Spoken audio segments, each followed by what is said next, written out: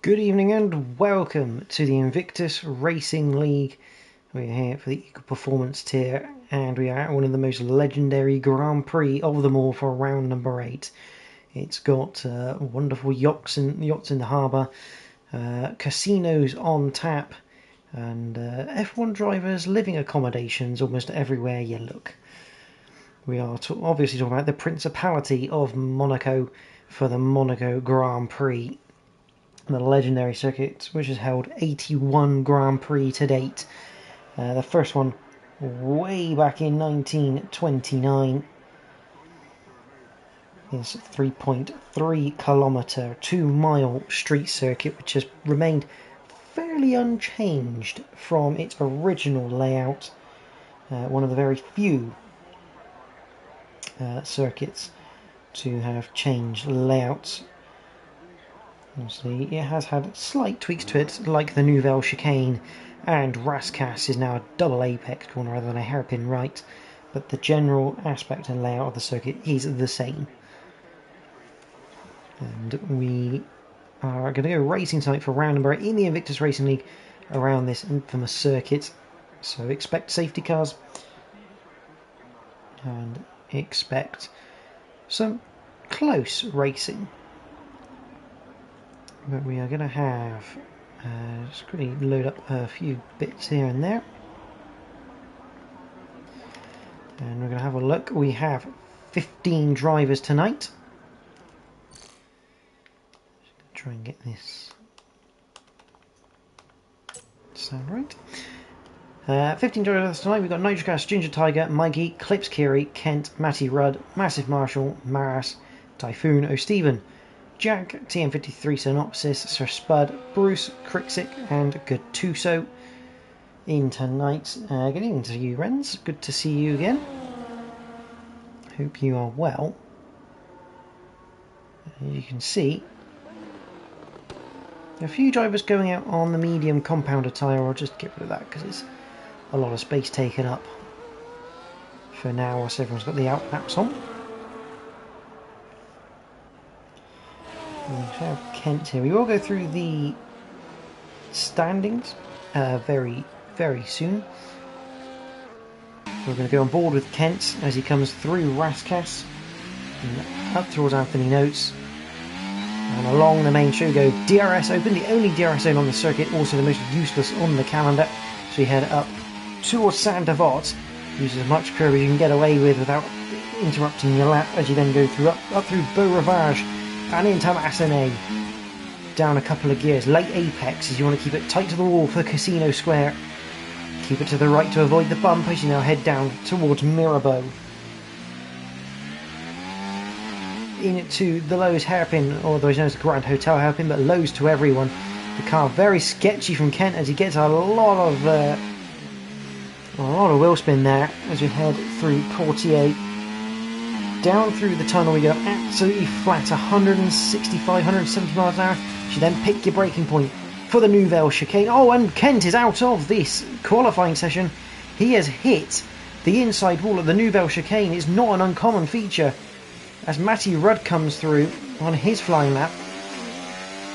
Through the Nouvelle Chicane, into Tabac, down a gear, pick the apex, pick up the throttle, flat out through the swimming pool complex. Down to fourth for the second part. How are they going to bring to the left into Rascasse? A late apex, square the corner up as you head towards Anthony Nose. Again, off camera through Anthony Nose, easy to lose the rear end. And up to the line for Matty Rudd, it's going to be a 1:11.7 to kick us off in this qualifying session. Evening, Ruddo. How are you, mate? Congratulations in order for you. A mini Ruddo into the world. So, big congratulations to you from everyone here. And Gattuso puts in a 1:09.8 to set a fairly steep benchmark. We've got Nitrogas who's invalidated, Ginger's coming to the pits, Clips Kiri coming up to the line on his first attempt. He sets a 1:10.5 to go second quickest. Now I see Bruce, he's on a lap at the moment. Through to back he goes, gets mighty close to the wall as you head through the swimming pool complex. Oh, eclipsed the wall through the swimming pool complex into Raskas. Good rotation that from the Williams. So he gets through Anthony Nodes and all the way to the line. It's a 1:11.5 from Bruce, so ahead of his substitute teammate for the night, Matty Rudd.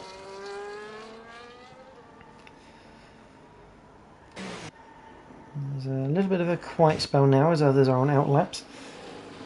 But yeah, Monaco, 81 Grand Prix. Ayrton Senna, the most successful driver in Monaco, taking 6 wins, with McLaren being the most successful constructor with 15 wins. Obviously the home of Charles Leclerc and the home of where he damaged one of Niki Lauda's priceless old Ferraris down at down at Raskas. Massive Marshall pulling out of the way. But yeah, first Grand Prix of 1929 here at Monaco. Unbelievable circuit to drive. Very hard to race because of how tight it is. And obviously between 1984 and 1993 it was dominated by Alain Prost and Ayrton Senna. 10 wins between them on this infamous circuit as O'Stephen is going to start a lap here in the Principality.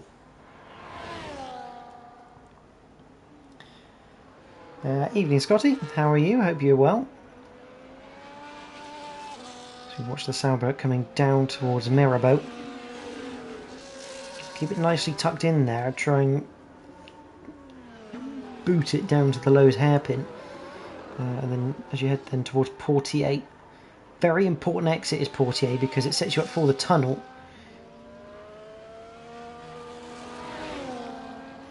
And Scotty, I'm afraid to tell you, you're cheering for Kent. He has retired from this qualifying session. He clipped the inside wall at the Nouvelle chicane and took the front left corner off the car. So he is more than likely going to be starting dead last in this Grand Prix. And it's going to be quite a hard race for Kent tonight, coming from the back of the pack.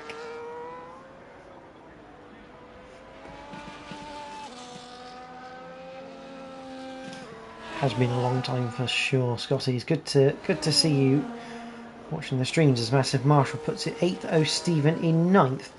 Got Mikey who's invalidated. Maras is not on a lap by the looks of that. Bruce just getting out of the way. He's invalidated his latest attempt. Jack is on a hot lap,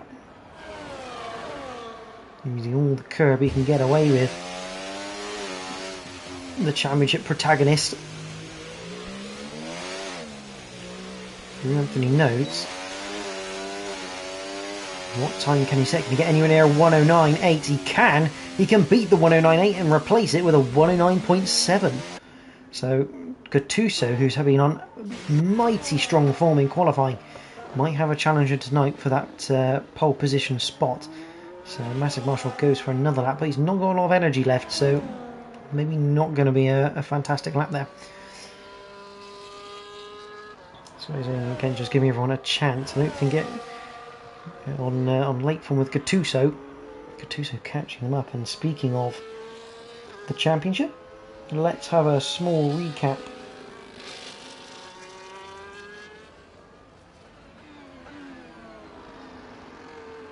of the standings. So going into tonight, Kent does lead the way, but he's only got a 3-point buffer to Gattuso. Kent has 72 points to Gattuso's 69. Jack a further 5 behind that, he's on 64. Crixic has 56, Clips Kiri 53. Ginger Tiger has 43, Ruddo 35, joint with Nitrogash. Sam Flan on 32, joint with Typhoon, and that will be your top 10. Your constructors are as follows. Aston Martin lead the way on 101 points with Red Bull on 81. As Matty Rudd does improve, but doesn't improve on position. Red Bull on 81, Mercedes 78, McLaren 75, Ferrari in the top 5 with 60 points to their name.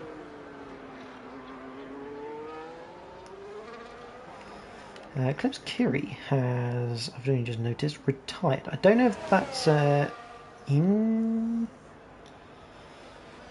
I don't know if that's a crash or if that is in the pitch retirement. I'm not too sure. But that's Mikey, not facing the right direction of the Nouvelle Chicane. I'm not sure what he's up to. He's just waiting for some cars to go past him at the moment. As he gets going again, he's broken the front left of the wing, so he's going to have to he's going to have to try and get out of the way. Gattuso though does just about in time, but Gattuso then invalidates the lap through the swimming pool complex. Just about got out of the way in time, did Mikey, as Ginger Tiger puts himself into third place with a 110.4. Bruce on a flying lap as we speak.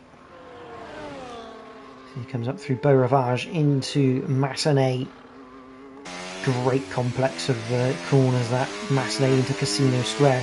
We've got a Mercedes ahead of us on the road. Hopefully not going to get in the way. I see one of the perks of Monte Carlo. Got a spinner or someone stopped, I think. It's a massive Marshall, I think, just allowing traffic through. And Bruce heads through the tunnel, over the crest, into the Nouvelle Chicane. Maris and Sir Spud are yet to set a lap time at the moment.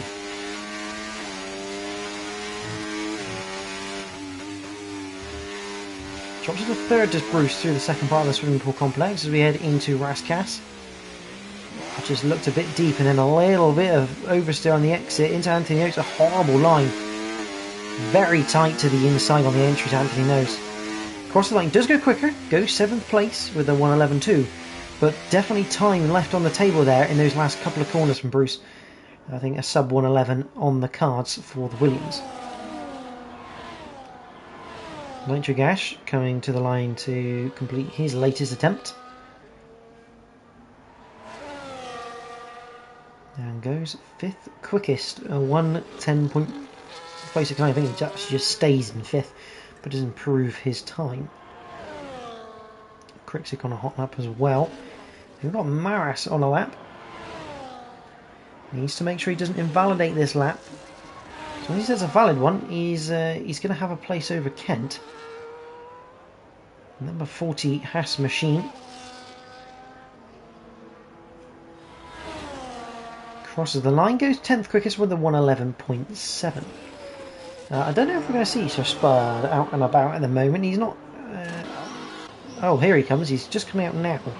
So only doing one sort of timed run here is Sir Spud. Maybe saving tyres for the race, I'm not quite sure. So the Monte Carlo, about as near 100% chance of safety car as you can get in this game. We've got Gattuso on a flying lap. Let's have a look. The championship protagonist, second at the moment.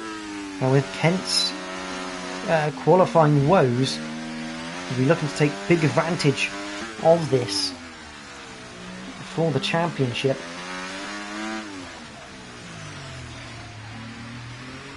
Through those hairpin into 48. Nicely hit on the apex again. Just a little bit of oversteer on the exit of 48. Back end not quite planted for Gattuso. As we enter the Nouvelle Chicane. Take as much curb as you dare through there. Just bounces the front end a little bit, and if you take too much, lap invalid. Oh, that's into the wall for Gattuso, and I'll be amazed if that's not wing damage for the Aston Martin. He clips it again through the second part of the swimming pool. He's going to carry on, finish the lap.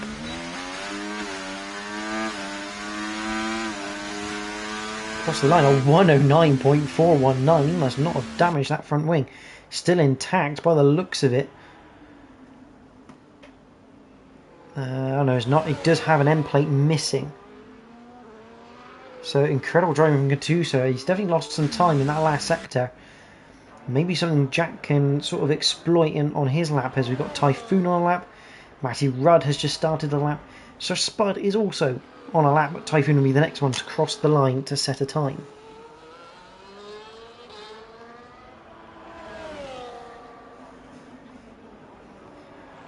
Typhoon 0.3 of a second to the good. It's going to be taking away that 7th spot from Bruce as it stands into Raskas.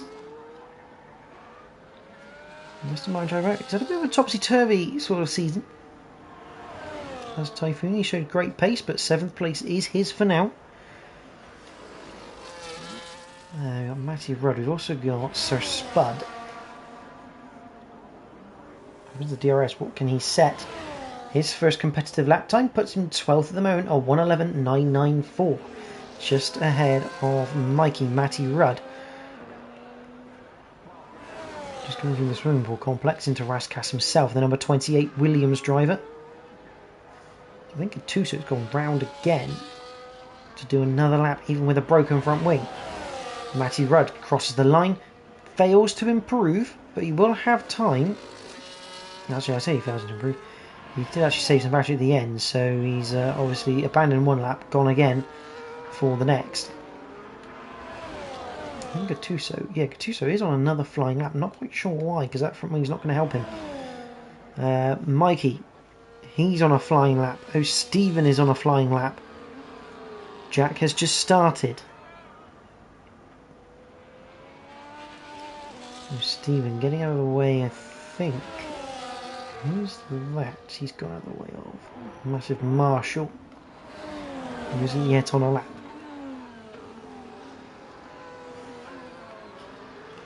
Gattuso only slightly down after 2 sectors, even with a damaged front wing, which is quite incredible around here. The front wing, quite an important piece of equipment through Monaco, but he's going to go around to finish the lap. Is he going to go any quicker? The answer is no, but he's only 0.041 off the pace. Matty Rudd has abandoned the lap. Meanwhile, Mikey, big slide coming out of Anthony Notes. He's going to have to go again here. He's going to have to go again straight away with less energy, because that was not a good lap. I know Stephen puts himself into 9th place for now. Meanwhile, Jack has stolen pole position with a 109.230. I don't think Gattuso can challenge that because of the front wing. Jack may well start this Monaco Grand Prix from pole position unless Ginger Tiger has anything to say about it. He's got to find a lot of time though. 1.2 seconds is an eternity around this 2-mile circuit.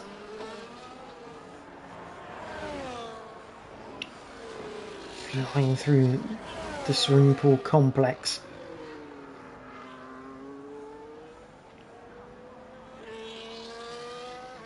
Up to the line. What can the Mercedes driver do? Mikey is out of the session. I think he's crashed somewhere. Trying to go faster. But Ginger Tiger, he does get into the 109s. It's a 109.809 for Ginger Tiger. Meanwhile, Bruce has invalidated his latest attempt. He will be staying in 9th place for now. You've got Kriksik on a lap. Jack is not on a lap. Gattuso has now entirely lost his front wing. So he won't be improving. Kriksik is 7/10 to the good on his current time. That will put him up into the top 4. If he can keep that time through the last section of the lap. It's a 109.6, which actually sees him up into 3rd place. It improves by 1.2 seconds at the end of the lap. Maras hits the wall with the rear of the car. Lucky it's not simulation damage. That would have potentially bent the rear suspension. It's not a good lap though, a 1:15.3. What else have we got? Ginger Tiger Nitrogash. He's not on a lap. Ginger Tiger not on a lap. I think that is the end of the session. And it will be Jack TM53 Synopsis, who takes pole position for the Monaco Grand Prix here at round 8 for the Invictus Racing League Equal Performance. A fantastic lap by himself. Gattuso making the error, damaging the front wing, which basically meant he was never going to improve. But your starting grid for the Monaco Grand Prix: Jack TM53 Synopsis takes pole position from Gattuso. Gattuso very strong in qualifying, but just beaten out by his championship rival. Krixik and Ginger Tiger line up on row 2. Row 3 is Clips Kiri and Nitro Gas. Row 4, Maras and Typhoon. Row 5 is Bruce and O'Steven. Row 6 is Matty Rudd, Massive Marshall. Row 7 is Sir Spud and Mikey. And Kent occupies the back row of the grid on his own in 15th place.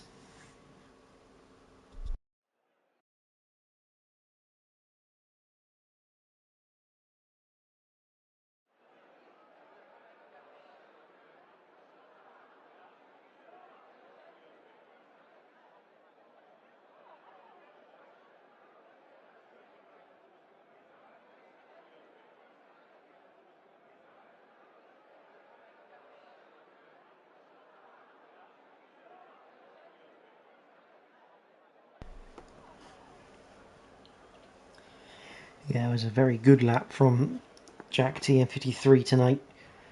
He does go well at Monaco, I must admit. It's one of the circuits that he does tend to enjoy and has good pace at.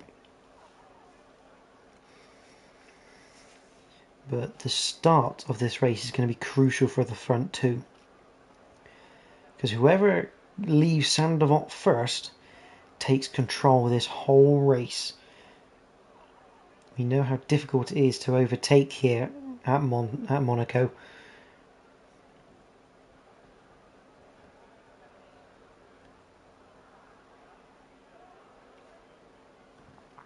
So getting to the first corner is crucial. This race is normally determined by the driver at the front, but also knowing when to pit. Sometimes it's better to go a lap extra longer because it's quite hard to get a massive undercut around Monaco. But keeping track position is the key element here.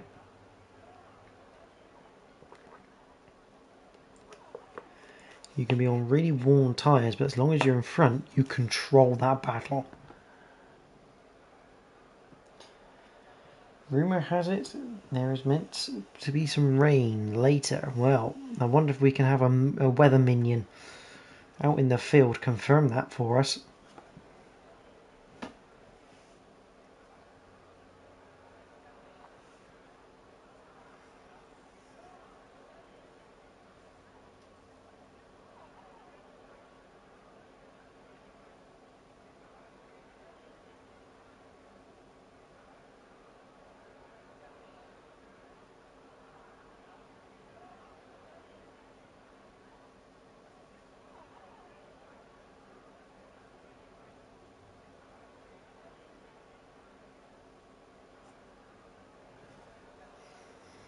We're just awaiting the start of this Monaco Grand Prix. 39 laps.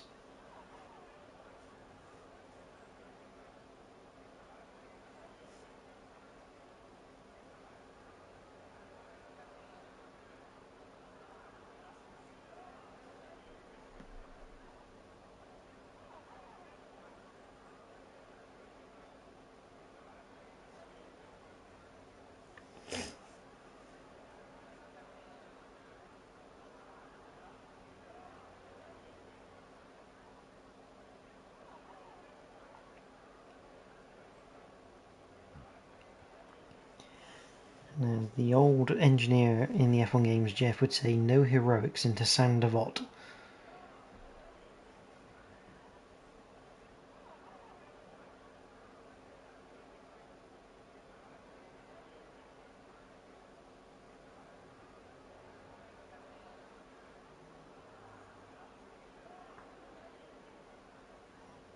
Scotty predicting a Kent win from the back of the pack. Not a wager I'll be taking you up on there, because quite frankly, anything can happen around Monaco. And to quote Murray Walker, anything can happen, and it usually does. as we get underway, as Jack nearly buries it in the wall just on the formation lap. Luckily no damage on this formation lap. But the key element, tyres. And a pretty overwhelming consensus that the hard tyres are the tyre to be on at the start of this race.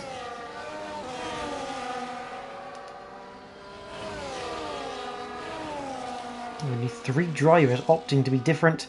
Gattuso, Ginger Tiger and Nitric Ash all starting on the mediums. The rest of the field all on the hard tyre.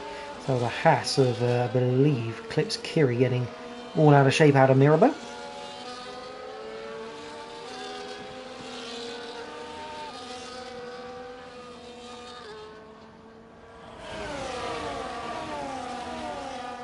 Yeah, it looks like Sir Spud and Mikey have had a little bit of a tangle somewhere, maybe near Portier, as they are both teleported back to the grid. And they both have not nice starting positions even in the grid box, because it'll put them further back in the grid box as if they didn't park it correctly.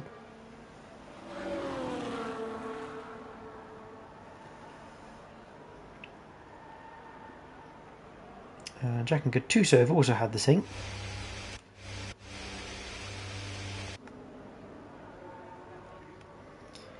The rest of the grid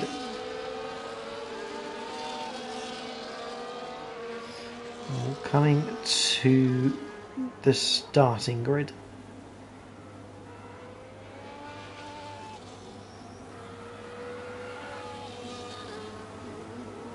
So as everyone gets lined up, 39 laps await the drivers in the Principality. Everyone's lined up, ready to go.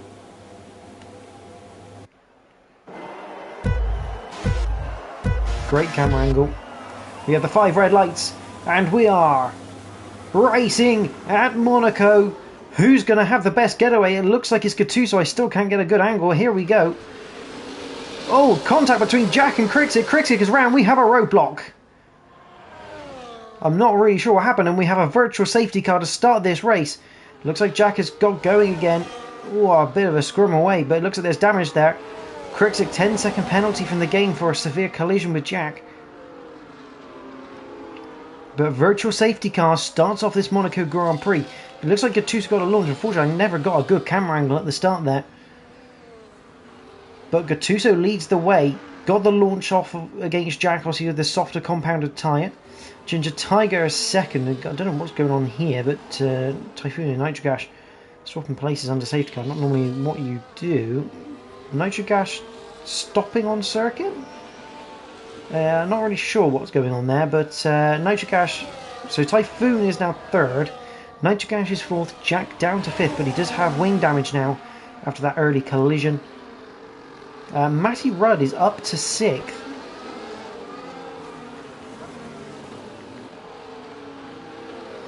Where's my position changes? There we go. Matty Rudd up 5 places. Massive Marshall up to 7th. Looks like Bruce was also caught out in that roadblock. He's down to 11th. And it looks like Clips Kiri. Oh, Stephen out of this race through the swimming pool complex. Front right is off the car. Maybe got caught out by the virtual safety car restart. And we're back under virtual safety car. We got people in the pits. Matty Rudd, Massive Marshall, Maras and Bruce all in the pits. I don't know if that's all for damages.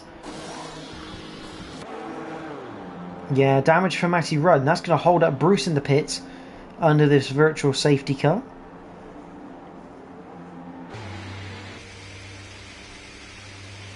And it looks like now Bruce getting serviced for a new front wing. But Stephen out of this race on lap 1. Gattuso still leads. We've had about 5 corners of racing in Monaco. 2 laps in, 2 virtual safety cars. Kent up to P7. 8 places gained for the Red Bull after the carnage of Saint-Devot. Crixie now out of the pits. I think Crixie would have served that 10-second penalty as well.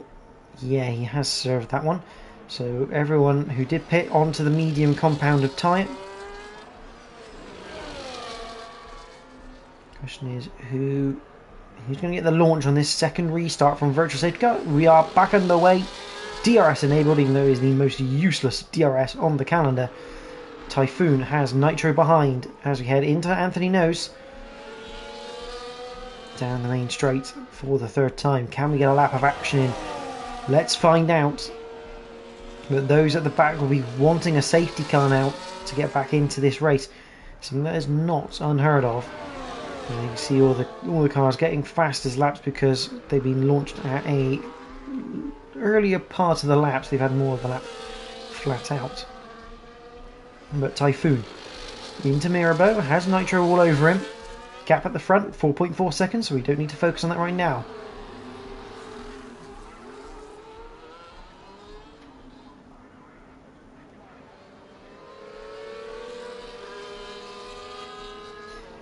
Through the tunnel they go. Reading Keza's interpretation of that first corner. I would say normally I'd like to comment a little bit on what I think's happened, but unfortunately I didn't really get enough of an angle to fully say for definite.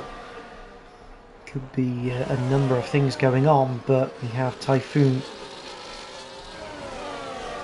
in third. This is a great race so far for Aston Martin. They're leading the championship in the constructors, and a 1-3 right now is an absolute dream start for this team of Gattuso and Typhoon.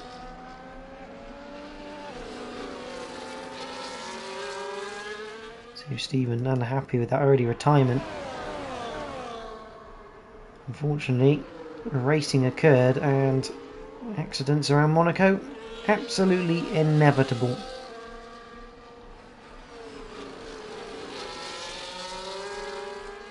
Typhoon looking to hold on to this place. This is pretty much the closest battle we have, although we do have Matty Rudd with Massive Marshall only 8/10 behind. Down in 10th, that is obviously the race of the people who have pitted in this race. Yeah, clips 3.9. Oh, big spin for Typhoon. I think he's just locked the rears. Oh, that's close for clips. That would have been not a sight he would have wanted. Typhoon somehow actually managed to get the car turned around and going again before clips could get past him. As Gattuso sets a 1:12.0. But yeah, look like Typhoon just locked the rears up as he entered the Nouvelle chicane, and round she went. Luckily no damage, but a whole heap of pressure now invited from the Haas behind. Jack still within a second of Nitro Gash. I don't know if these lockups are genuine. The game does like to show lockups, but I'm not sure if they're fully genuine or not from Typhoon. If they are, he's got one hell of a flat spot on that car.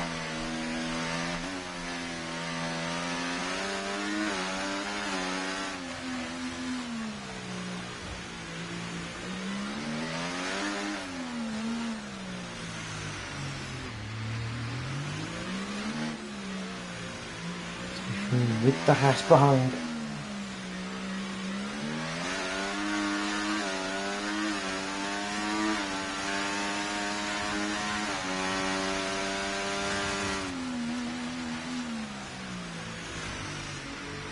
Through the new belt.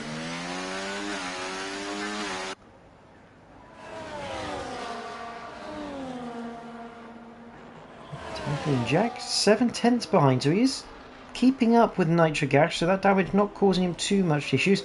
See that? Oh, we got Massive Marshall, who would briefly pass Matty Rudd. I think having to cede position from him, and just about making sure Maris didn't gain from that as well. I'm going to guess for Massive Marshall, maybe just too late on the brakes through the Nouvelle chicane. And unfortunately, that went down the side of Matty. Obviously no collision made, so all good clean racing. As he gets sideways coming out of Anthony Nose. Bit of contact between Massive Marshall and Maris as we head down the main straight in towards Saint-Devote. Massive Marshall's car looks very, very loose. And at any given point in time, it could go around on Matty Rudd though, sliding his way through Massey. I don't know what's happened to Bruce, but Bruce is now down to 14th. And a good 4.2 behind Crixix, so he's not having a great race at the moment, but if he keeps on going, Every chance he can still get points out of this race. Clips Kiri 7/10 away from Typhoon. Can't quite find a way past. Kent is behind in 7th place. And Jack just behind Nitrogash to go on to the main straight. Now I'd suspect if that damage isn't causing Jack too many issues, he may... Oh my word, Clips Kiri. These cars are not very stable at the moment round the streets of Monaco. Everyone having some form of traction issue through the corner. Oh, Jack's out! Jack's out, safety car. Where's Jack gone? He's gone at Casino Square. And I'm going to say he's maybe clipped the inside wall, sent it to the outside. And Jack out of this Grand Prix.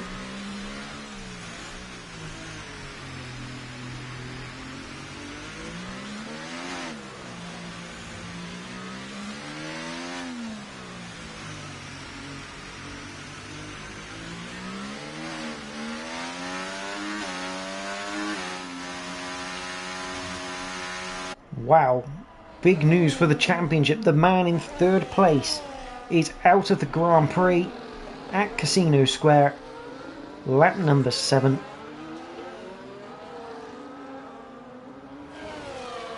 Safety car caused, and I don't know what's happened to... I think Krixik has gone into the pits and gone back to his hard tyres. Maybe looking to see out the rest of the race on them. But if there is rain to come, when is that rain potentially going to hit this track? For the wet compound of tyres to be used. It looks like we got Gattuso, Ginger Tiger, Nitrogash all in the pits. Typhoon has stayed out, as has Clips Kiri and Kent. They're already on the hard tyre. This will just be helping them. But Nitrogash behind Sir Spud because of the double stack from Mercedes.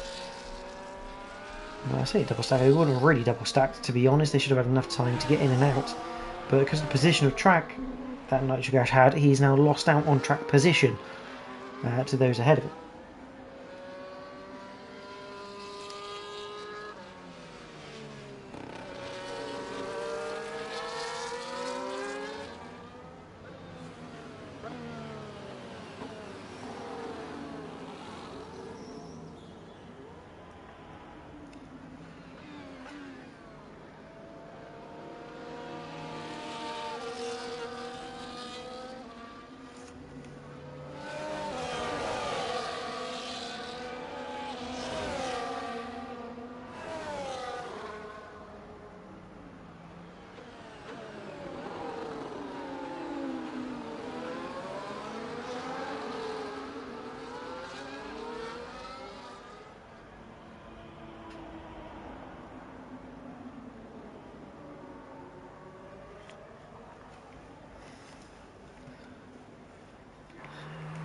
So under the safety car we have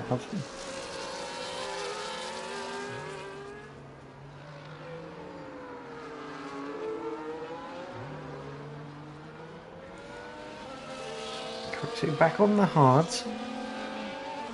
Bruce has gone to another set of mediums at the back. Massive Marshall has picked up 10 seconds for speeding into the pit lane.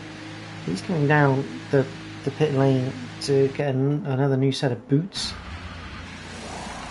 Back onto... Actually, he's going to get an old set of boots. 1 lap old hard tyres. Which probably aren't even a lap old.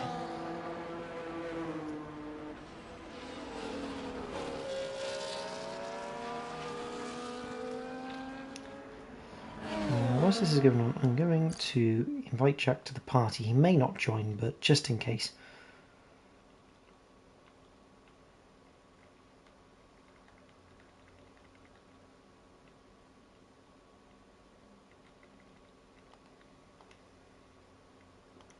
Just in case Jack wants to join.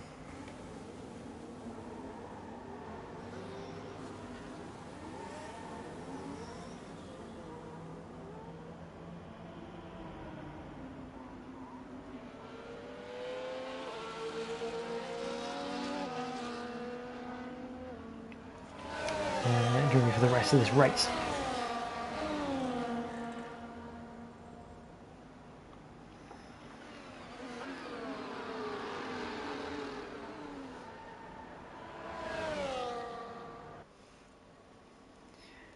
And here he is, Jack TM53 synopsis. I must say, Jack, sorry to see you're here and not in the car. But thank you for joining anyway. Hopefully you'll stay for the rest of the races. We're about to go green for the remainder. I'm assuming just the clip of the inside wall to the outside wall for you. Potentially. Yeah, I've just watched it back. It looks like I have sort of tapped the wall, but not enough for it to. Yeah, and then I've ended up in the wall. But by the way, just whilst the race starts, Gattuso broke his front wing on the formation lap. He's just done that as he came into the swimming pool, so not ideal. No, not ideal for Gattuso as we do go racing once again, and Gattuso immediately a 1 second lead over Ginger Tiger. So good restart from the Aston Martin. Kent just behind Clips Kiri with Sir Spud behind Nitro Garage in 7th. Mikey's up into the top 10 in 8th, Matty Rudd 9th, Maris is in 10th with Crixic 11th, Massive Marshall 12th, and IRC Bruce down in 13th for now. But a pretty stock standard Monaco restart as we go line astern. You better tell us this, Jack, are we due some rain later this race? Allegedly, yes. It's supposed to come in the last sort of 5 or 6 laps of the Grand Prix. But we were speculating before the race, that it might come earlier, like it has done on many occasions before. So who knows? We want me to find out. Now, obviously, that's pretty much going to be the assumption why everyone's, or most people on the hard compound tyre, looking to get to that wet period. As we head on to lap number 10, even 11, even as Gattuso crosses the line. 1.5 seconds, that front wing, he may have damaged it, but a little bit like in qualifying, it's not really slowing him down as Matty Rudd. We've got a little bit of a, oh my word, Mikey's in the wall, a little bit of a push from Crixic by the looks of it. That's a broken front wing for the McLaren. It looked like Crixic got into the back of Mikey. Matty Rudd went past Mikey on the entry to Sandoval. And just looks like a bit of a bunch up through there, but Mikey won't be happy with that as he goes down to 13th. No, I think Crixic might have a bit of orange mist about him, considering what happened on turn 1, lap 1. So he's probably seen that and thought, well, here we go, let's go for it. He's very quick, Crixic, as well, so he'll be very frustrated trying to repass everybody. Yeah, frustrations can grow in Monaco. Biggest thing is trying not. Oh, as he clips the inside wall at the Nouvelle chicane with the rear. Lucky it was just on the side pod. But yeah, you can't let the red mist descend around Monaco because you can do some pretty silly things if you're not careful. Yeah, that you can around here, but he's in the pack. That's the problem, you know. The race. Oh, and that's Typhon in the pits. It looks like. Is he getting a front wing change? I wonder. Looks like they're preparing a front wing for the Aston Martin driver. Which is a bit of a surprise, the fact that he's come into the pits, considering there are people out there with broken front wings. Mikey in the pits now as well to get his new front wing. But Gattuso, obviously not being affected too much. I mean, Ginger Tiger has brought the gap back in. 7 tenths, now 6 tenths. So maybe Gattuso just using a lot of energy at the start of the race to try and deter Ginger from trying to catch it. That's usually Gattuso's strategy in these races, is that he tries to deploy as much battery as he can to pull away, and so he's out of DRS. But around Monaco, the strategy call, really, DRS isn't the most powerful of the whole calendar, to be honest with you. So Gattuso's job is really just keeping it out of the wall and limiting the damage he's got with that front wing, because if he has another knock, and it'll be easy to do, and that's Maris. Maris that's after the Nouvelle chicane. Yeah. That's a VSC as well. It is a virtual safety car, and it makes me wonder, did he just clip the rear on the exit of the Nouvelle chicane? Because that looks like it's gone front end first into the left hand side wall on the exit. So I think he's clipped the wall on the exit, and around he goes. Another virtual. Looks like we're going to have a pit stop of Massive Marshall once again. Probably the best time to do. Oh, and Typhon's just crashed. Actually, sorry, Jordan.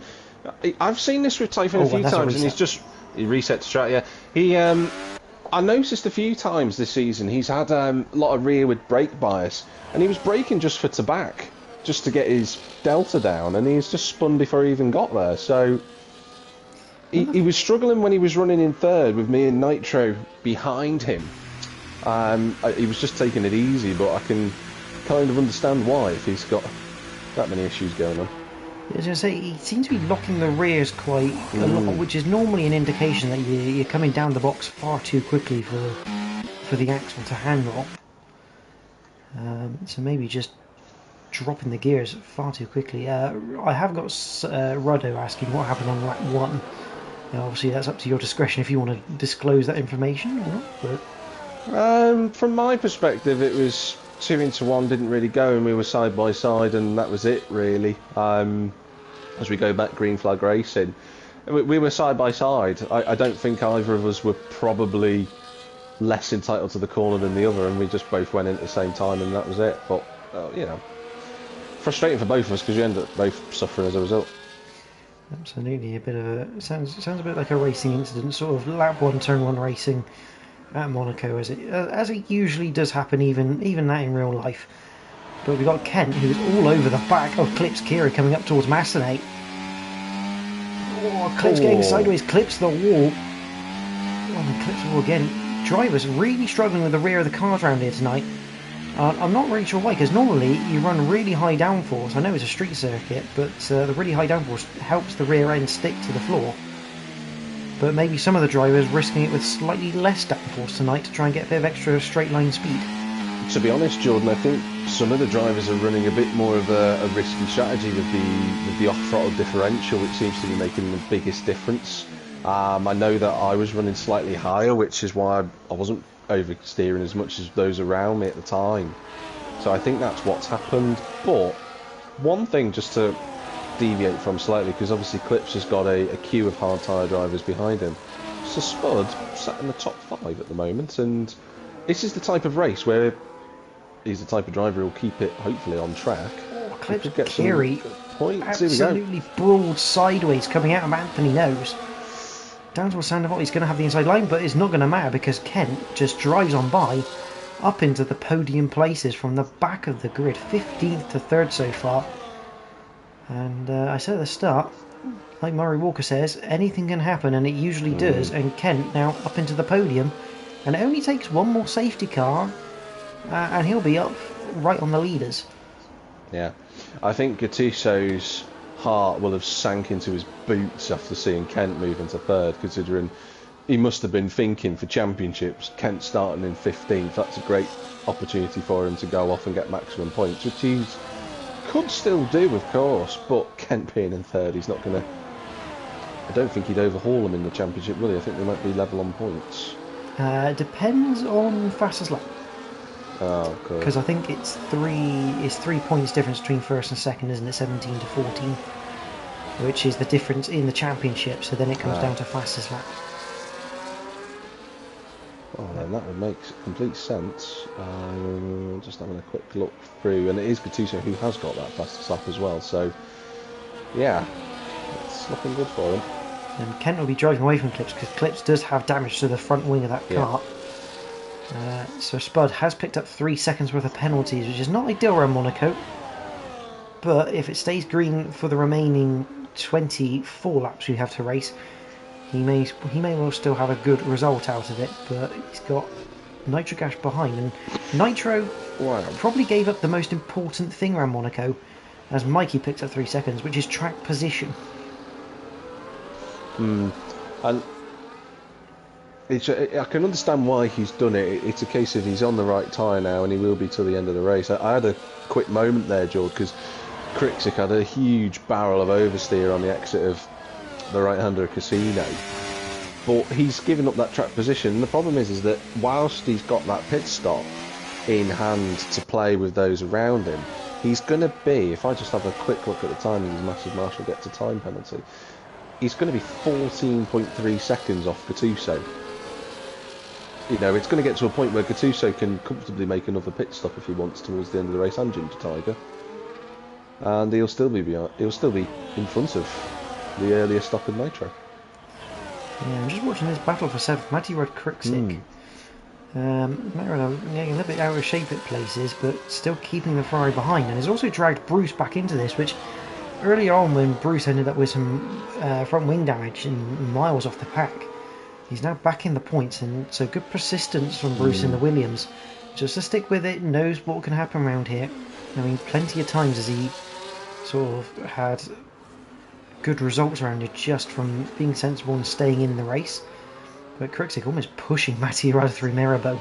He's going to have to be careful. He's already pushed one car into a wall tonight. Doesn't want to push another one.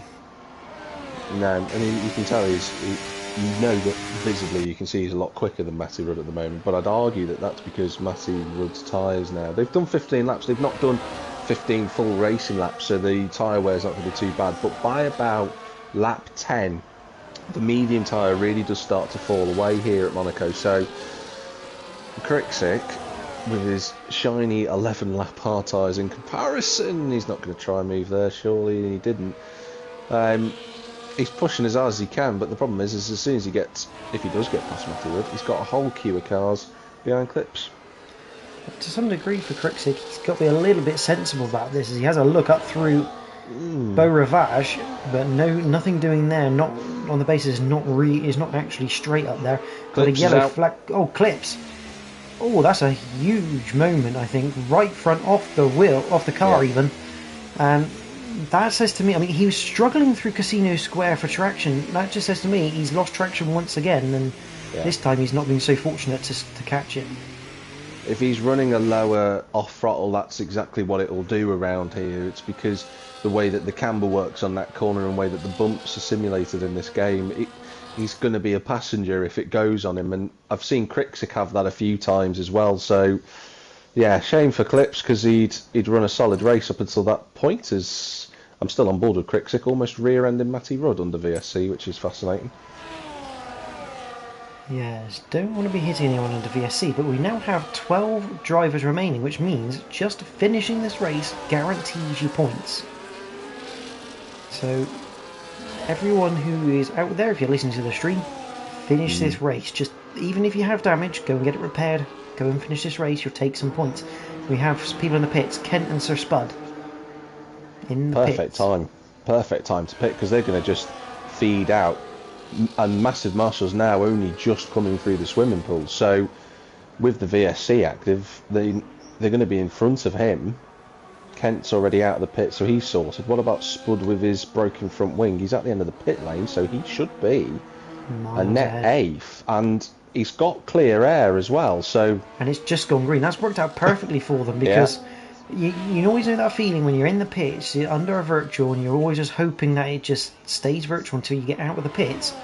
That is absolutely perfect for Spud and Kent. As we go back to green flag racing, Matti Rudd 2 seconds away from Nitro. He would have probably preferred Clips to have stayed in this race, because he was costing Nitro a lot of time with the broken front wing, so they were catching. So it'll be interesting to see how this now differs with the tyre differential. Yeah, absolutely, it will do. I think Bruce is just, I think Krixik's had a little moment somewhere, because Bruce is on the back of him, and there's a second between Matti Rudd and the Ferrari driver at the minute as we follow our way through his clip. I've just watched Bruce clip the wall there. There's still a long way to go. We're just at the halfway mark of this race now. You know, Ginger Tiger's only 4 seconds off the back of Gattuso, and Ginger's driving the best race he's had this season. He seems to be really, really focused. I think for him, if he knows that Gattuso's got a damaged wing, which, to be honest, it's going to be quite difficult if he does, but if he just stays close enough, an undercut isn't impossible if they decide to play that strategy later, because they could do with Nitro and that being so far back. And that's another yellow flag. Yeah, yellow flag, that is... I think it was Typhoon. Typhoon, yeah. Not ideal for him. But I've also just noticed that Chris has lost an end plate, the front left end plate off his Ferrari. And the previous lap coming into the Nouvelle chicane, he ran deep, and that's why he lost the time to Bruce, because he had to make sure he didn't overtake Matty off the road. Matty now 3.9 away from Nitro. Those mediums, even though they haven't done 18 full laps of racing, they are starting to cry just a little bit. Yeah. So you can see that the Williams is moving about under the braking zones for Rascass. It moved a bit during the swimming pool. This is the hardest corner, really, and you could see with Krixik, he stepped out of line and he's putting the battery down again so he can close that gap back up to the Williams, which he will do. He will do, because that Williams is struggling. But Krixik now, if he's going to get an opportunity, it's going to come from a Matty Rudd mistake. It's realistically the only way he's going to get past, and that's such a hard. It's almost impossible to overtake round here as Massive Marshall goes into the pits. Well, we've seen it over the years in real life. Obviously, Daniel Ricciardo with that gearbox issue. Hamilton, when he complained that the car just was not quick enough. And yet, they still managed to make their F1 cars as wide as a bus around this infamous circuit. As here comes Krixik. Oh, and that's an accident. I did say you just can't have an overtake unless someone makes a mistake, and it wasn't going to be realistic. And Krixik goes through, admittedly, but I think he's got damage to his front wing, Jordan. I can't see from that. He had that damage earlier. Matty Rudd definitely now has damage, and I think that's more than just a little bit of damage, because he was horrendously wide through to back. Yeah, into the pits comes the Williams. He won't be happy. No, I can totally imagine the headset being serenaded with many expletives right now. But this is what I was saying before, and this is what you said, Jordan, about the red mist descending. And I think Krixik, he's in his hastiness to get up through the field, he's gone for an overtake that, if you're going to even try and overtake it, the Nouvelle chicane, you've got to be on the inside line, not the outside. And not only that, you probably want to be sort of side by side straight after the right hand through the tunnel, because otherwise, as we just saw, you're sort of on the rear quarter of someone and it never ends well. But it does mean, after that chaos, Bruce has jumped up to 4th place. So Krixik has gone from looking at one Williams rear end to another Williams rear end. It's always the way, isn't it? It's always the way. And look at Kent, 1.4 seconds behind. And yeah. But this is going to be a problem for Kent, because obviously he's looking for this undercut on Nitrogash. However, he's going to have to clear Krixik and Bruce very quickly if this is going to work, because if you don't clear these cars quickly, which is, as we know, very difficult, all of a sudden you start losing time, you lose your undercut, and then you've lost your track position against the opponent you wanted. Yeah, you're right, Jordan. As it stands, there's 9 seconds as Typhon picks up a penalty, but there's 9 seconds between Nitro and Kent at the moment, so he will make the undercut as it stands. But he's got a hard-shod Krixik and a very red mist Krixik in front of him, who's all over the back of Bruce into Mirabeau. And then he's also got Bruce in front of him, who's trying to make medium tyres last for as long as possible. So you're right, he's got to get on with it if he's going to make an overtake. But out of all the drivers in the pack right now, Krixik would be my least favourite to try and overtake. Absolutely. What's Krixik going to do down towards the Nouvelle chicane? Can't do anything on this occasion. Oh, Bruce just runs a little bit deep, causes Krixik to have to sort of pull up a little bit through the corner, and now allows Kent 4 tenths behind the Ferrari. I get the feeling Krixik through Anthony knows if he keeps being... as he dives to the outside of Raskas, that's not going to work. I think he hit the back of Bruce then. He's going to try. He tried to do the undercut, but he got the wrong gear. And here we go. Kent to the outside of Krixik towards turn 1. Kent, if I were you, yep. And he did. He did back out of it. I was about to say though, the way that Krixik's been exiting Anthony knows all sideways, that's probably Kent's best opportunity to get past the Ferrari in a really clean and easy manner. Just having the overspeed. I just don't think Krixik's going to give it up. I think he's very frustrated, and I think he's just running to the back of Bruce again. I can understand, and again, I can understand why the Ferrari man is so... I really do understand why he's so frustrated at what's gone on today, but I'm just worried it's going to end up in a mother and a father the shunt for everybody who's in this pack. Yeah, you've got to be careful. As I say, the red mist, one of motorsport's common enemies. We've got a yellow flag. That is Typhon. I think it's Typhon. Yeah. Round at Sandoval. But yeah, the red mist is motorsports, as he's now retired on circuit, unfortunately. So Typhoon, who was on for 2 points at the minimum, is now going to get 0 points. And I'm a bit concerned. Where's that car? It is... Ghosted? Well, we'll have to find out. I haven't seen what Nitro's just done. Car's ghosted, ironically. gone yet.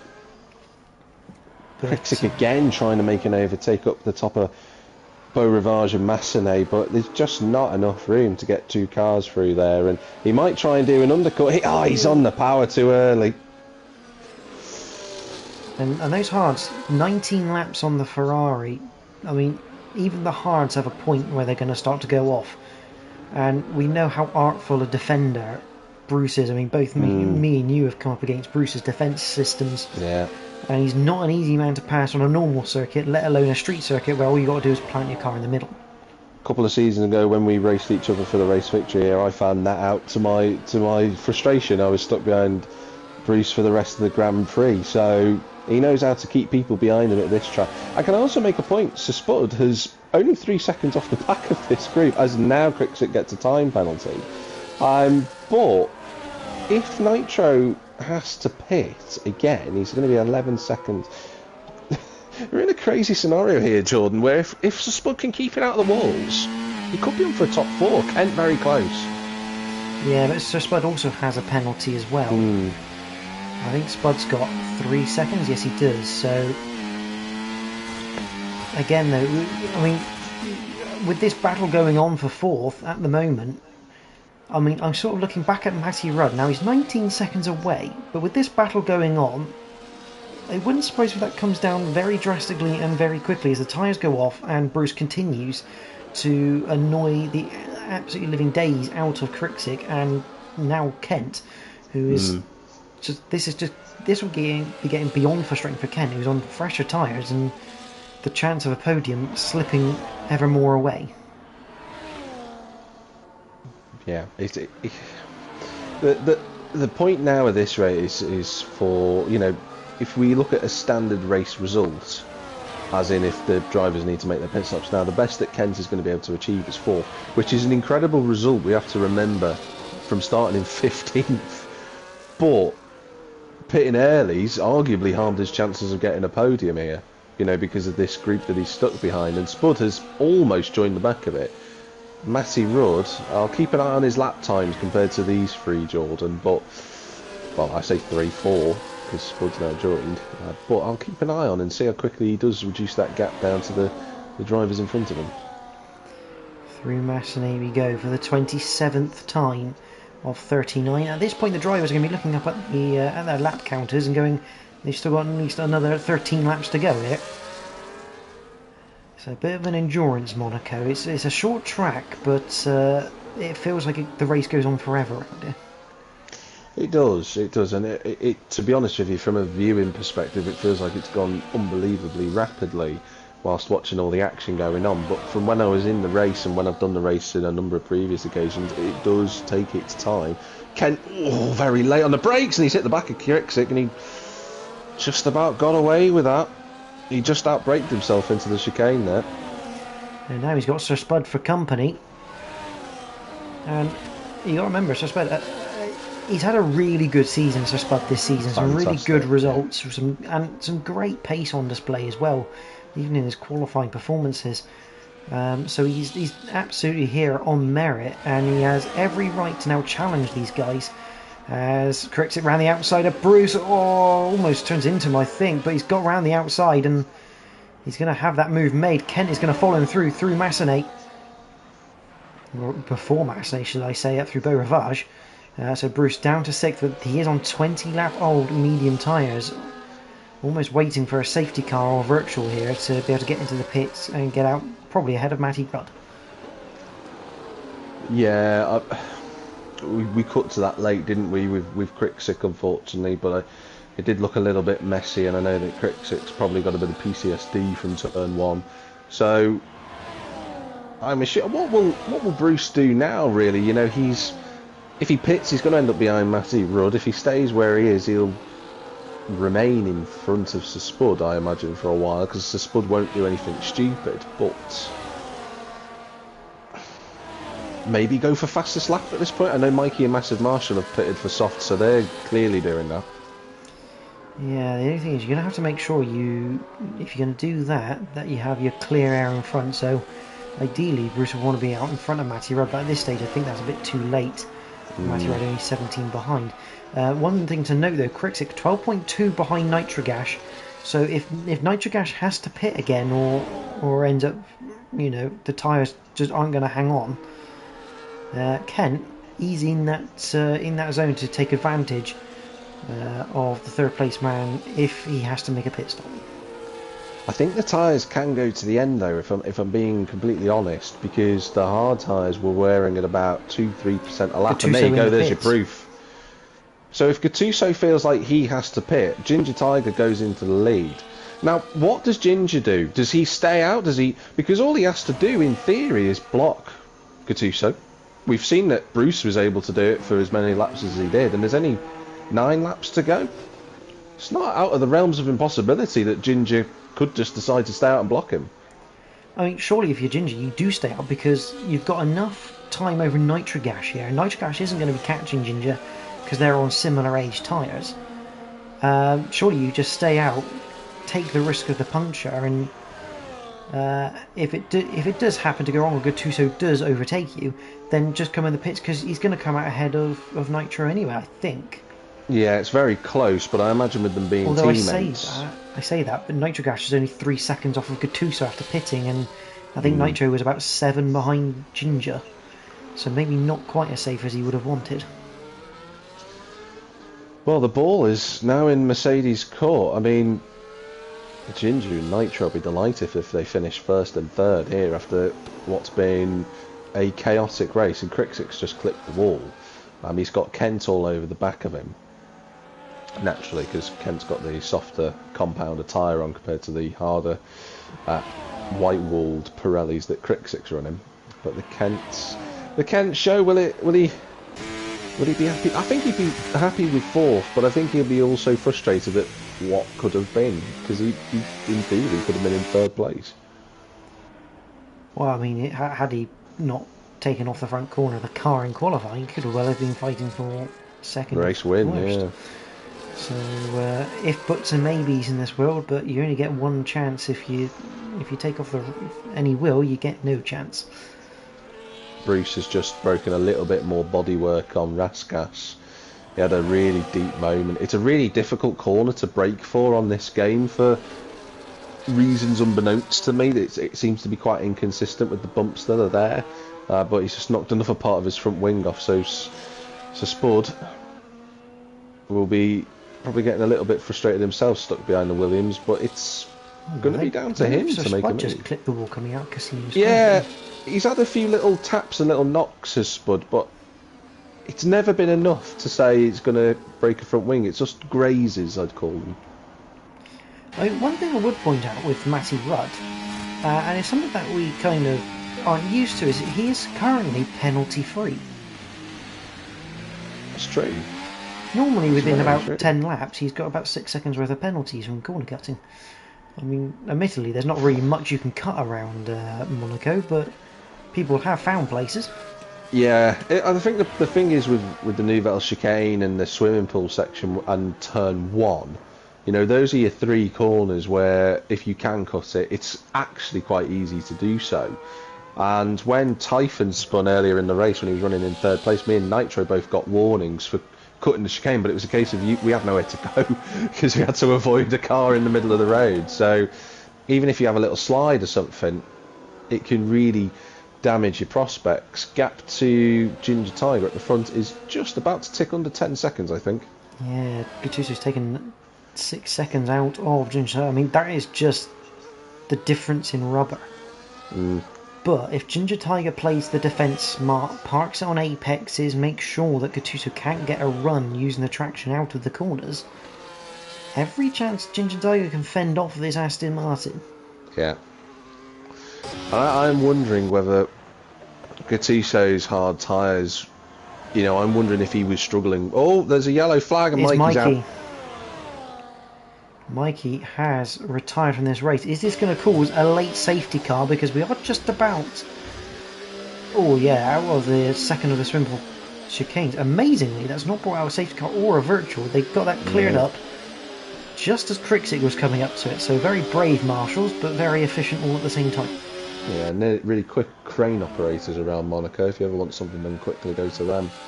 But that brings us down to 9 drivers, and that's a shame for Mikey, because even though he was far off the pace, I know he's not well tonight as well, so it's not a surprise, sadly, that he's out. He'd been running really solidly in the top 10, and he'd have got some points, but alas, there we are. We've got Gattuso 6.5 seconds behind Ginger. I don't think Gattuso's probably going to catch him on lap 35, maybe, at this rate of speed, but that gives Ginger only 4 laps to defend, so by my calculations, I think Ginger would be quite pleased with only 4 laps of trying to defend. If I'm Ginger Tiger right now, I am looking to not use any battery and just start saving it. Try and have as full a battery as you can for defence. Because ultimately, where's the key elements you have to sort of defend around here? Into turn 1, the Nouvelle chicane, because that's a good traction point out of Portier. Yeah.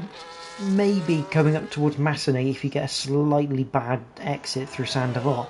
But otherwise, everywhere else, it's quite difficult to really set up an overtake. So that's your 3 sort of key areas that you're going to want the ERS to defend from. Gattuso just hit the wall at Portier. I don't know if he got damage from that, but that was a hefty clump. Yeah, missing both end plates, I think that is, for Gattuso now. He said himself, didn't he, earlier in the pre-race chart, he said he's more likely to crash and hit the wall, and he's hit the wall again at Tabak, and is that the... I don't want to say is that the race charge over, but that's going to really affect him now. I reckon that is the race equaliser. Ginger's got knackered tyres, and Gattuso's got a knackered front wing. It is like the equaliser in F1. Nitric Ash picks up 3 seconds, but right now that won't really affect much because Krikzik, fair play to Krikzik, he's not losing any time to Nitro, but he's not exactly gaining it either, as he's got Kent all over the back of him. I think now Krikzik is missing both end. Oh, actually, Kritzik's got more than just end fence damage. He's lost a part of the main plane, so that car is going to be horrible. He's going to come in the pits, I think. Yeah, which this is going to promote Bruce and Sir Spud. Yeah, it will do, and Kent moves up to 4th, and we'll now get to see a little bit of the pace that he probably did have whilst he was bottled up behind both the Williams and the Ferrari. So Spud's 45 seconds behind the race leader. The reason why I'm looking is that I want to just see if Krikzik will have the opportunity to maybe get within a time penalty of him, but Matty Rudd's just overtaking Krikzik, and that just compounds his misery even more, doesn't it, sadly? That's going to be a very juicy battle, because Krikzik is going to be lightning fast on those soft compound tyres. He will eat up that 1.8 seconds to Matty Rudd. It's already down to 1.6.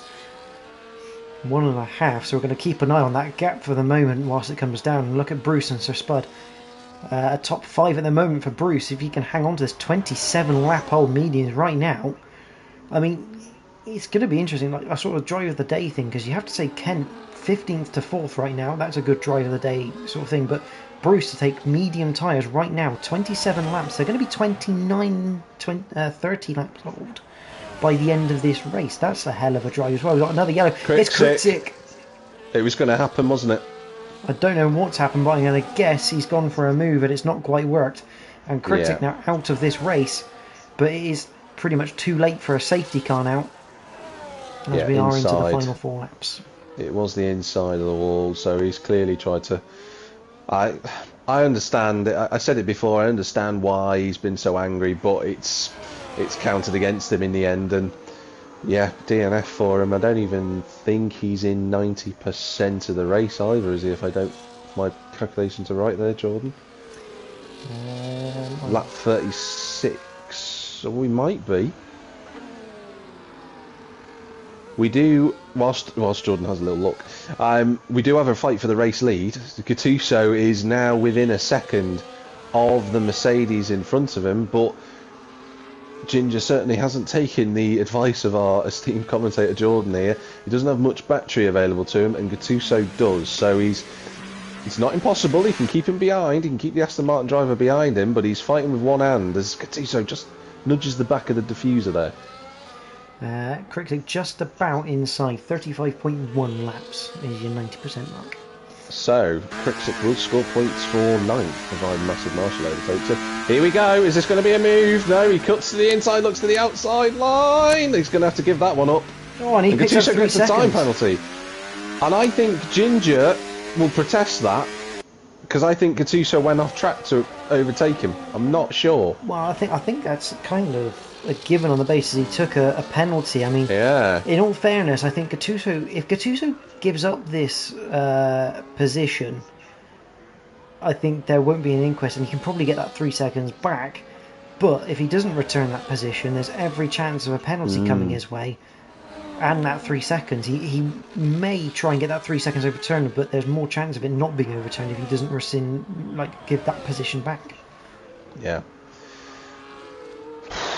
I mean, it looked. I mean, the game said it all, didn't it? It gave him a penalty for cutting the corner, so it's a move off track, and it will be a penalty. And it definitely doesn't look like he's going to give Ginger Tiny the space back. So it's a question of, can Gattuso pull at least 5 seconds? Well, he might need 8 seconds if. Yeah, true. With the penalty, could be a tough ask. But Sir Spud, 1.1 behind Bruce. Bruce has managed that very well against Sir Spud. I don't know whether this is Sir Spud maybe now just going, I'm not going to get over 3 seconds ahead of Bruce. I'm just going to sit here, take 6th place. Try and manage the gap now to Matty, who in all fairness isn't really catching up with Sir Spud. But Spud, this is what he's very, very good at, Spud, and I applaud him for it. He knows when the race is run, he knows when as he hits the wall out Casino Square, he knows when just to go, right, let's get this to the end, take the points, and go to the next round with a bag full of points in my hand.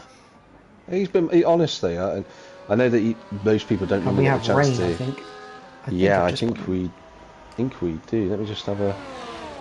Yeah, there is. I'm just watching Massive Marshall, who's sliding out a casino. I don't think it's going to be heavy enough to affect the end of the race, but it's another challenge for the drivers to deal with. But as I was about to say, as Gattuso's on his final lap,